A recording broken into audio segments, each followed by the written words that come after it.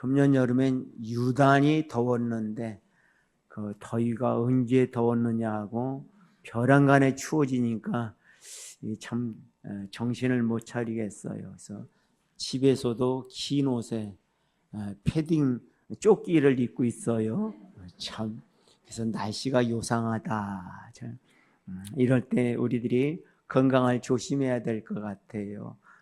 여러분들이 이런 가운데서도 그래도 하나님께서 우리나라를 사랑하셔서 그런지는 몰라도 태풍이 우리나라에 꼭 온다고 그랬는데 꼭 오는 곳이 아니라 대만으로 갔다가 또다시 일본으로 간다고 합니다. 그래서 좋아라 해야 될지 안 좋아해야 될지 모르겠습니다.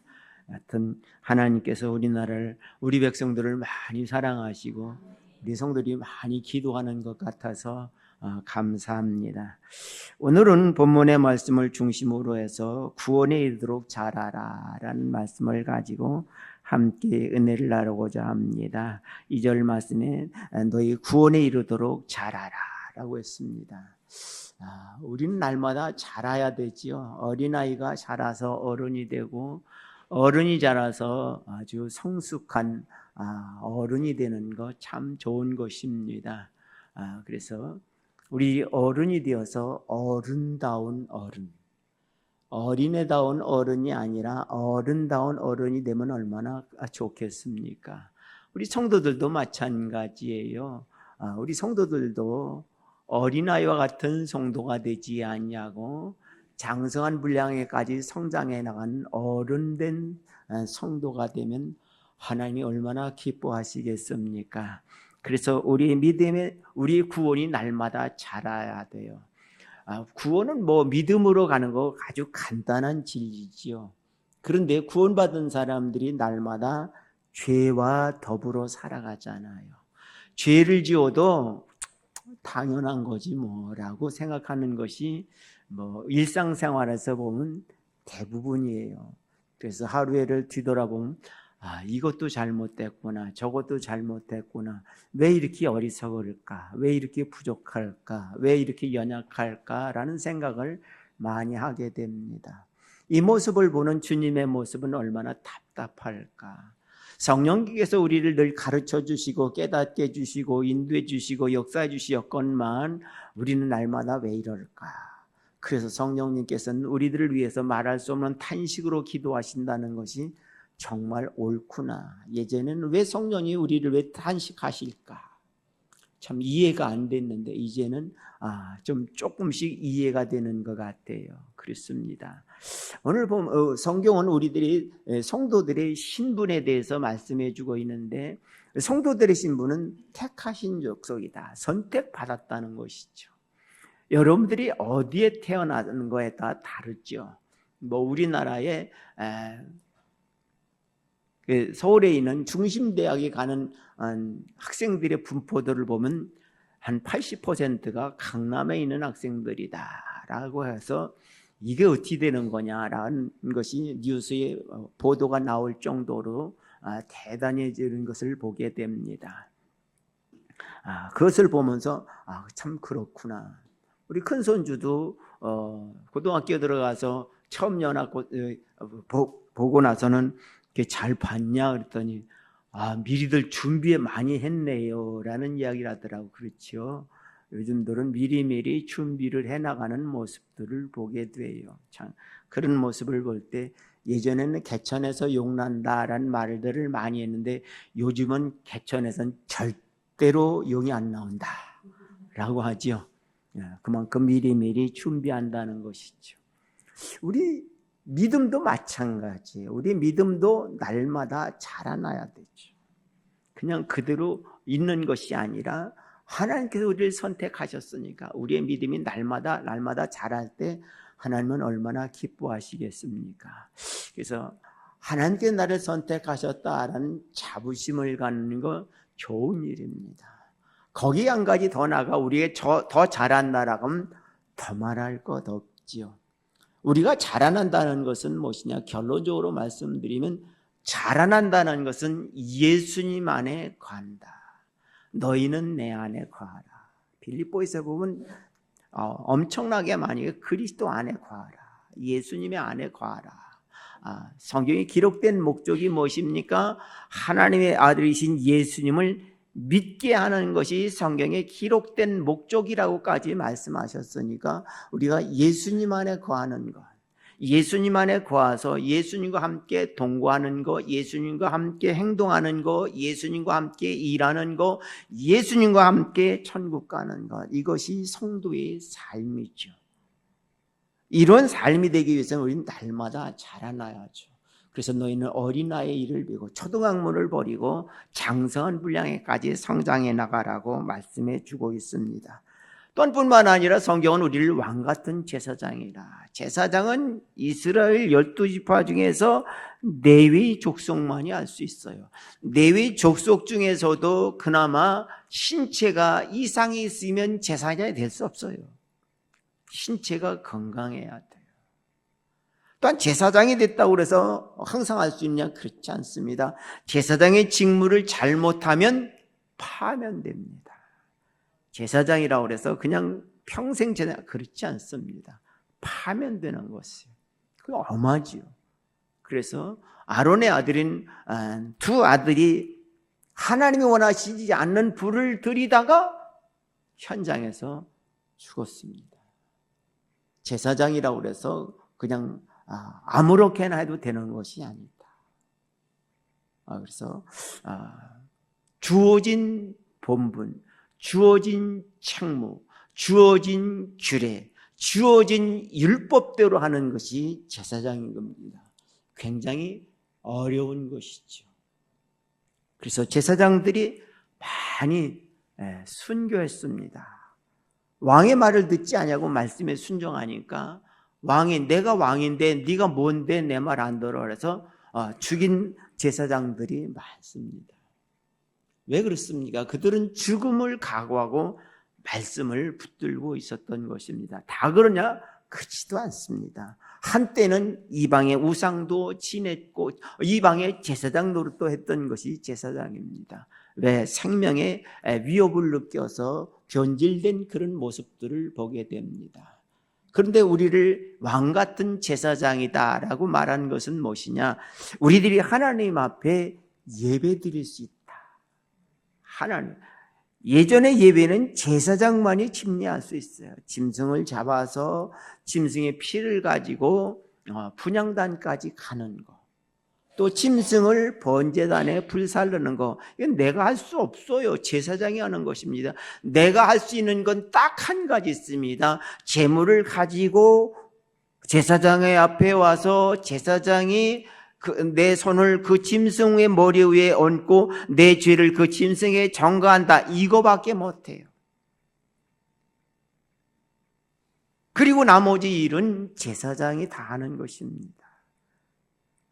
우리의 죄를 어떻습니까? 우리의 죄를 우리가 하나님 앞에 고백합니다. 지금도 가톨릭에서는 어떻습니까? 자신의 잘못된 죄를 신부에 가서 죄를 고백한다고 해서 그걸 갖다가 고해성사다라고 하죠.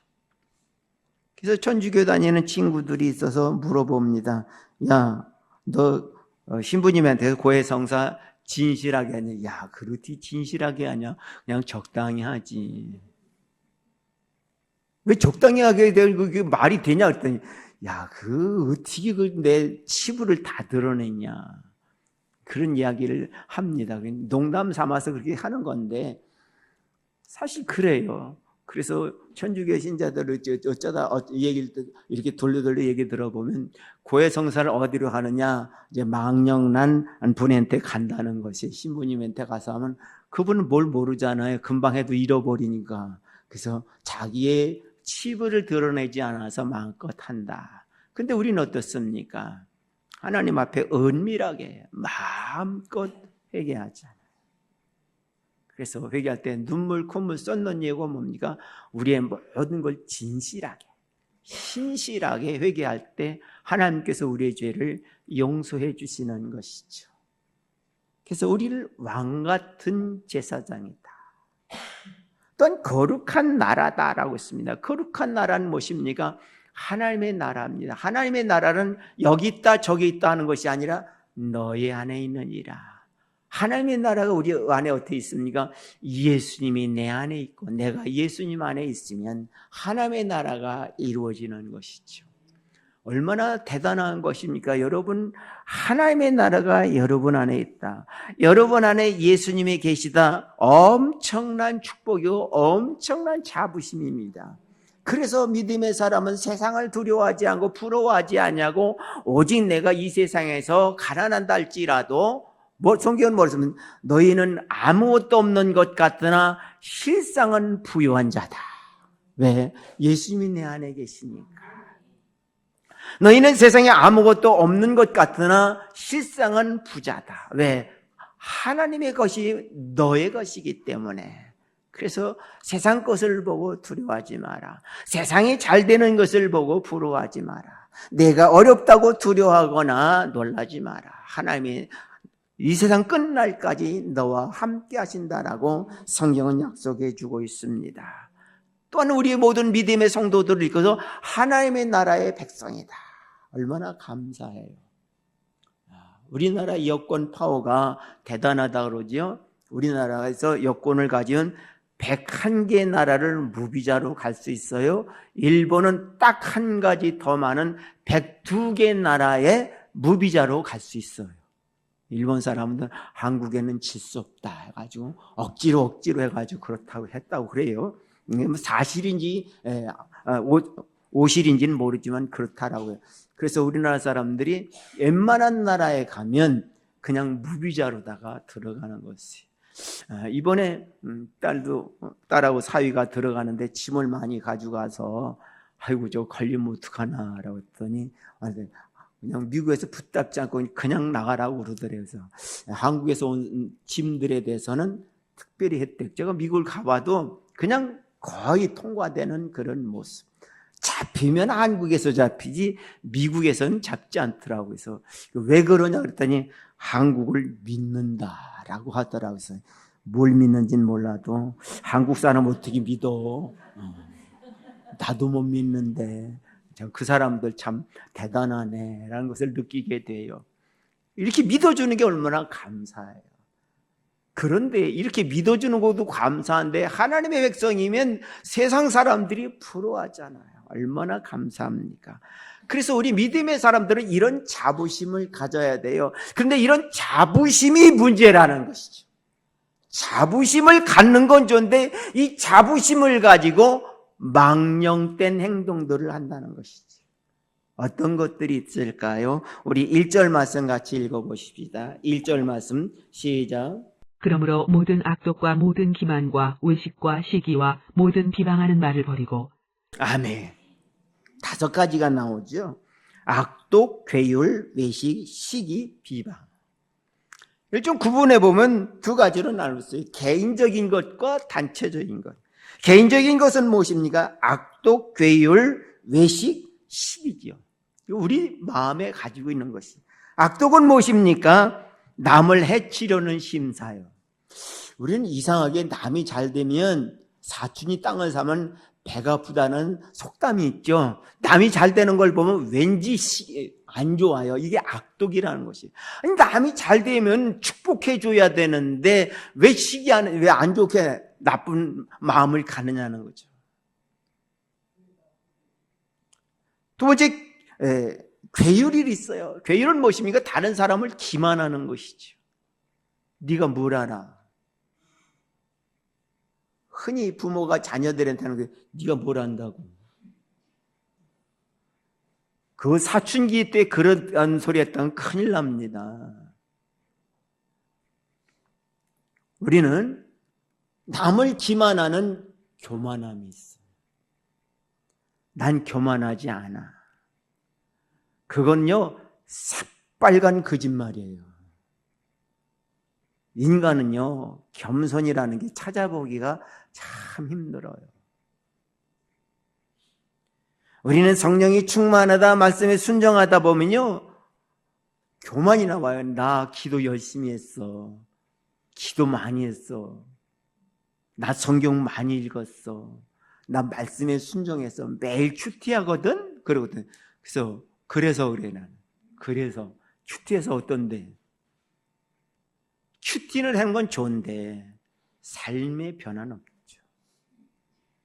우리는 내가 하는 것에 대한 자부심 때문에 다른 사람을 쉽게 기만합니다. 넌 큐티 안 하잖아. 넌 성경 읽지 않잖아. 넌 말씀에 순종하지 않잖아. 너 쉽게 주일 빠지잖아. 너 11조 잘하잖아.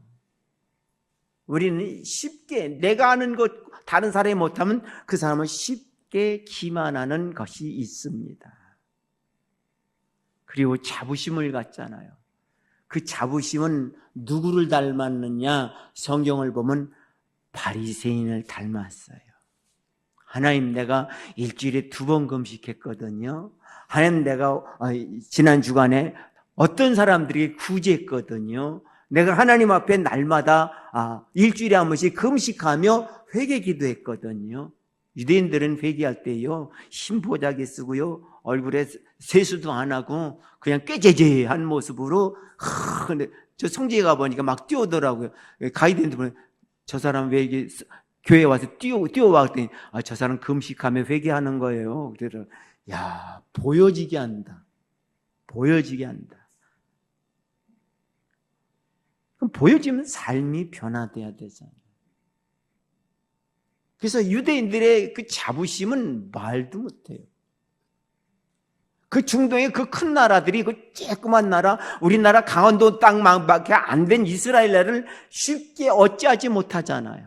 이스라엘 땅을 가보면요, 아주 해계망측합니다. 가다 보면 여기는 팔레스타인, 여기는 유대인, 이게 어떻게 된 건지 모르겠어요. 근데 그 사람들은 알더라고요.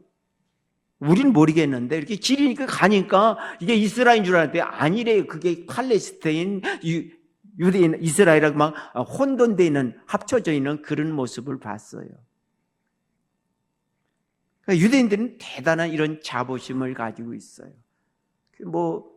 신문지상이나 이렇게 그 이스라엘의 책자를 보면 이스라엘의 전쟁이 나면 이스라엘의 청년들이 외국에 공부하러 갔다가 다시 급고 귀국해서 전쟁에 참여한다는 그런 것을 봐요. 왜 참여하느냐 그랬더니 우리나라가 위기가 닥쳤으면 내가 반드시 가야 돼 라고 하면서 그렇게 하고, 못 가는 사람, 외국에 나가 사는 사람들은 돈으로 왕창 보내잖아요. 참 그런 아름다운 모습들을 봐요. 그래서 그 미국에 가서 눈안에 뭐 때문에 철물 때문에 갔더니, 목재상에 갔더니 그 사람들이 그러더라고요.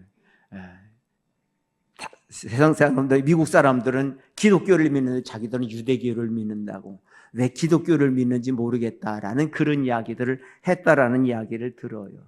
지금도 유대교가 최고의 종교라고 그들은 자부심을 갖는 것. 내가 했다고 해서 남을 기반하는 건 아니라는 것이죠. 예수님 그 많은 이적을 하시면서도 겸손했던 예수님.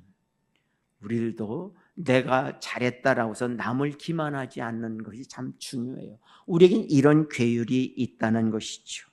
또한 무엇입니까? 외식, 겉과 속이 다른 것. 참 이 겉과 속이 다른 것을 보면 참 안타깝죠. 외국 사람들이 우리나라 사람들을 좋아한다고 그래요. 왜 좋아하느냐? 한국 사람은 겉과 속이 똑같다라는 이야기를 해요. 근데 일본 사람들은 싫어한대요. 그래서 왜 싫어하냐 했더니 일본 사람들은 겉과 속이 다르다라고 얘기해요. 그래서 여러분, 겉과 속이 다른 사람 보면 어떨까요? 그렇죠. 그런데 나는 정말 겉과 속이 같습니까? 내 자신을 한번 물어보면 어때요? 난 겉과 속이 같아. 아니죠. 우리도 겉과 속이 달라요. 우린 이런 모심이 외식이 있다는 것이죠. 외식하는 자들을 예수님이 얼마나 책망하셨어요. 우리들이 외식에 책망받을 거라는 것이죠. 그다음에 식인 모심이가 다른 사람들의 행복을 원하지 않는 것이죠. 왜 나만 행복하고 다른 사람들의 행복 안 하는 걸 원하지 않아? 나도 행복하고 같이 행복해야지. 그렇지 않아요? 근데 다른 사람들 행복하면 나는 열심히 했는데 왜 나는 이 모양 요꼴이야. 우리에게는 이런 시기가 있다는 것이죠. 두 번째로 대인관계는 무엇입니까? 비방이죠. 우리는 비방을 너무 잘해요.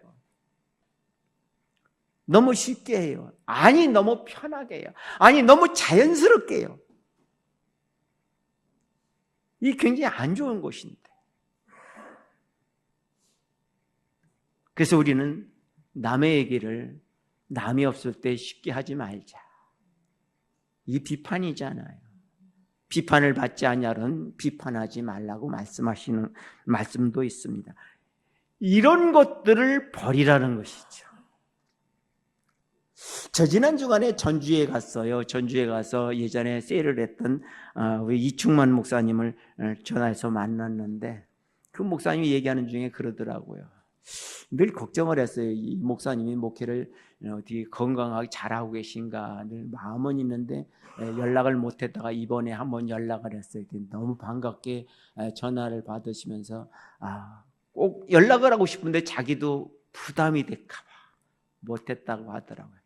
이야기 중에서 뭐라고 얘기하냐면 자기가 셀을 안 하면서 어떡할까라고 하다가 어느 세미나에 가서 말씀을 듣는데 사람들이 실패한 것을 부끄러워한대요.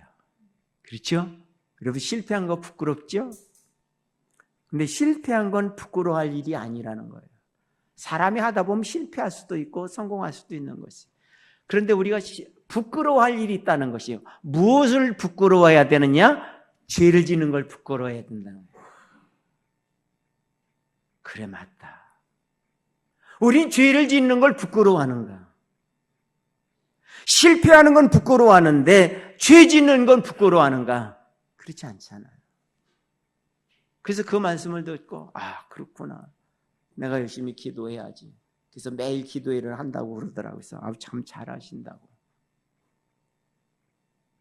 그렇습니다. 그렇게 기도하니까 교회 어려운 문제들이 다 해결됐고 4층, 5층 빌딩을 사서 교회를 잘 꾸며놨더라고요.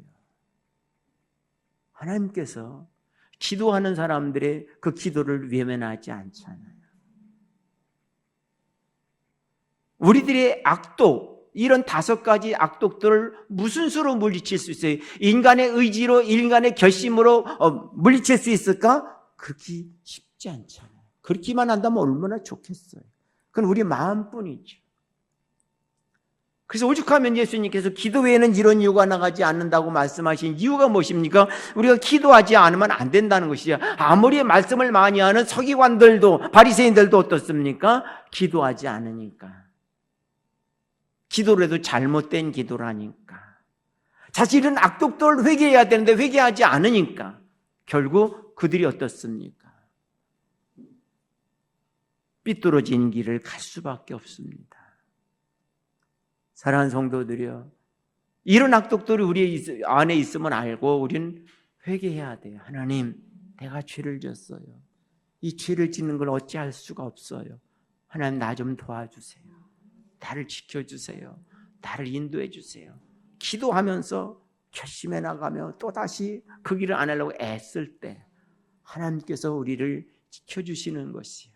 그렇다고 다 되는 것은 아니죠. 우리에게 부족한 것이 있어요. 그 부족한 것이 뭐냐? 2절 말씀 같이 읽어보십시다. 2절 말씀 시작. 가난하기를 같이 순전하고 신령한 젖을 사모하라. 이는 그로 말미암아 너희로 구원에 이르도록 자라게 하려 함이라. 아멘. 우리들이 신령한 젖을 사모해야 돼요. 성도들을 일컬어 베드로 사도는 갓난아이다. 갓난아이가 할 수 있는 게 뭐가 있습니까? 아무것도 없어요. 똥 싸도 울고 아파도 울고 더워도 울고 추워도 울고 그냥 우는 것밖에 없어요.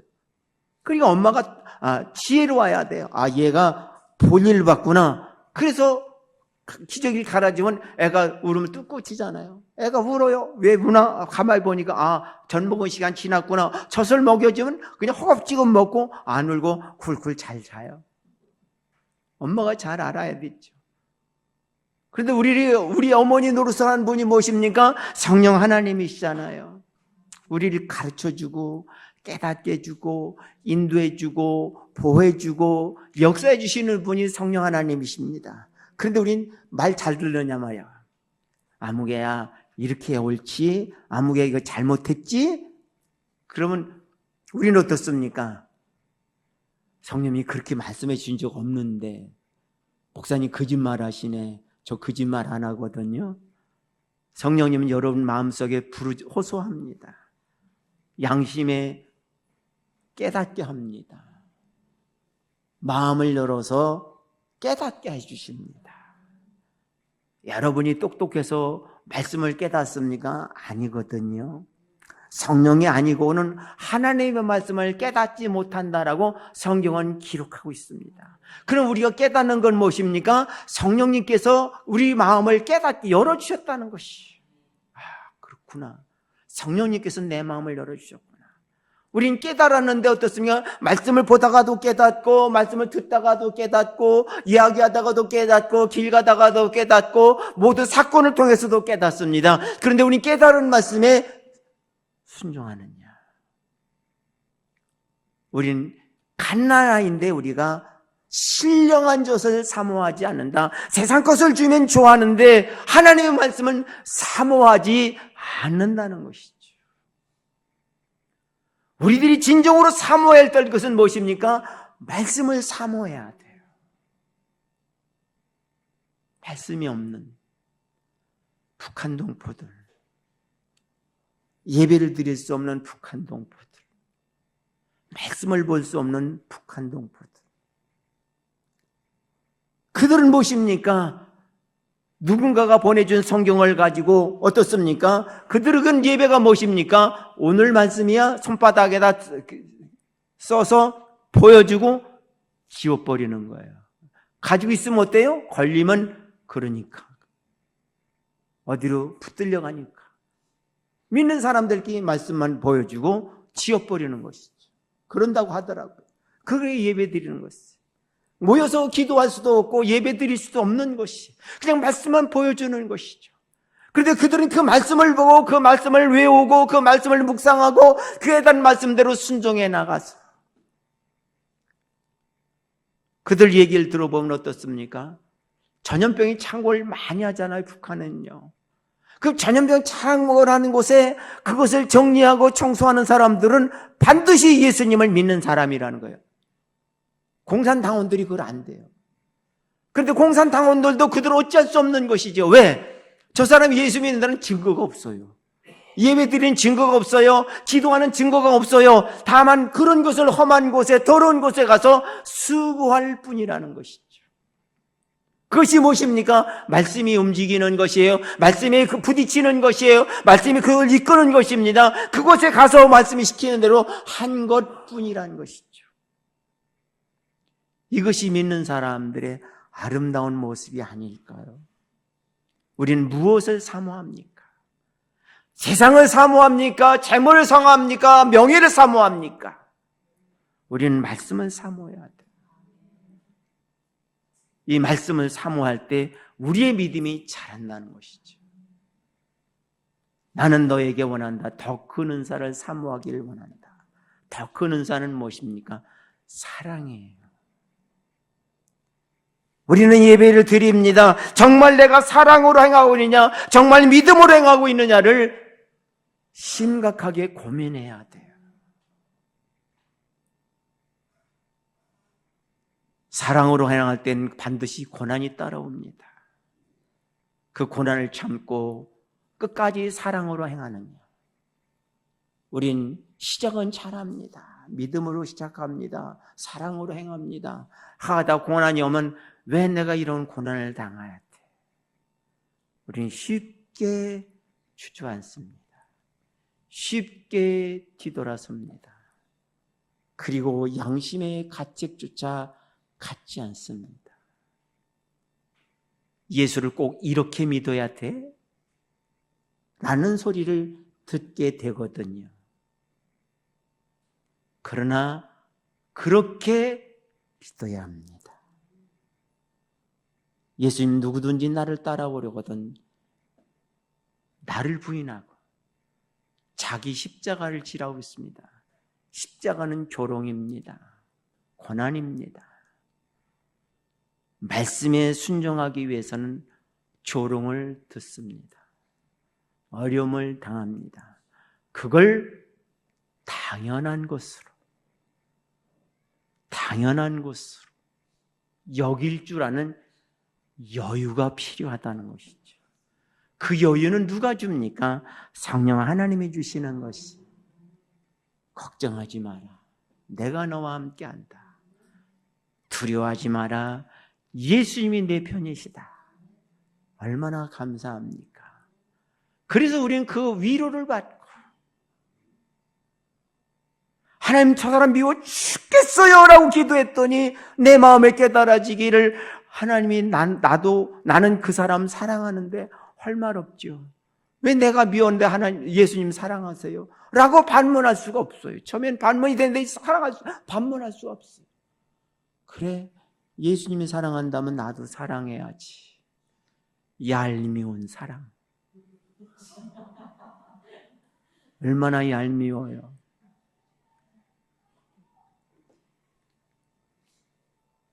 그래서 그렇지 않은 척 하려고 하니까 얼마나 힘듭니까? 밑에 이런 게 올라오는데 그걸 참으려니까 참 발짝 뛸 노릇이죠. 그래도 참고 또 참아 나가는 것입니다. 왜? 주를 위해 참아보자. 그게 주님을 위해 사는 것이고 그것이 믿음으로 행하는 것이고 그것이 사랑입니다. 그러다 보니까 어느 순간에 그 사람이 불쌍해지는 거예요.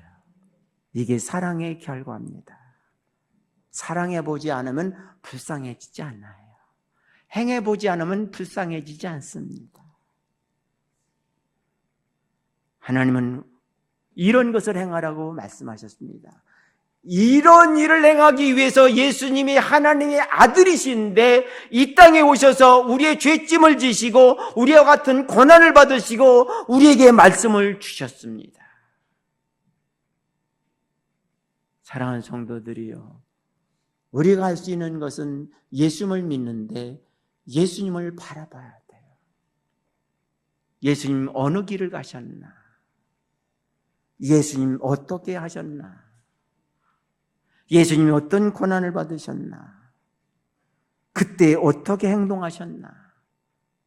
우리는 말씀을 보고 말씀을 듣는 것이 그런 것을 깨닫는 거예요. 아, 그렇구나. 예수님 이런 순간에도 인내하셨다. 이런 순간에도 끝까지 사랑하셨다. 자기를 배신하는 유다를 사랑하시되 끝까지 사랑하셨습니다. 가서 때가 됐으니까 나를 팔아라. 대놓고 얘기하셨잖아요. 대놓고 얘기하셨어요. 제자들은 무슨 소리인지 못 알아들어요. 깨닫지 못하는 11 제자.